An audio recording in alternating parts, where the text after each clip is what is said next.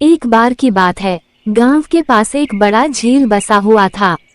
उस झील के किनारे एक बड़ा पेड़ था, जिसके नीचे एक गरीब किसान रामलाल अकेले बैठा हुआ था।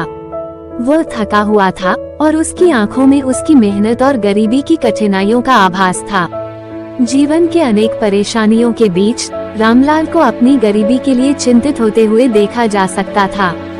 धीरे धीरे ध्यान देते हुए रामलाल ने कहा, हे भगवान, मेरा क्या होगा?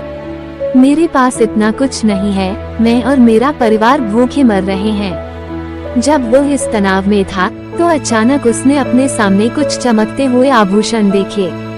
वह चौंक गया और उन्हें निकटतम देखने के लिए आगे बढ़ा। जब वो वहां पहुंचा, तो उसने देखा कि वहां सोने के सिक्के पड़े हुए थे। रामलाल ने अपने आसपास देखा, लेकिन कोई नहीं था।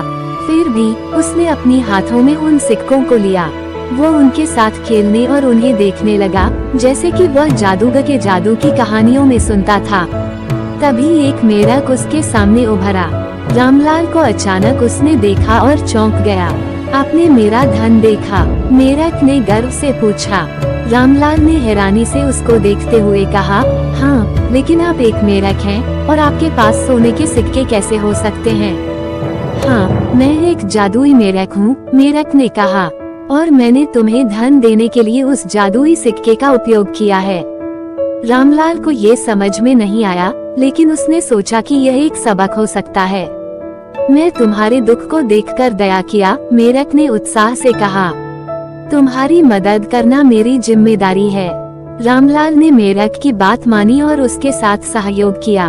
उसने अपनी गरीबी से निकलकर अपने परिवार के लिए एक बेहतर भविष्य की दिशा में कदम बढ़ाया। इसके बाद से रामलाल का जीवन पूरी तरह से बदल गया और वो अपनी गरीबी से बाहर निकलकर एक समृद्ध और संतुष्ट जीवन जीने लगा। और मेढक ने उसे एक नई उम्मीद और साहस दिया।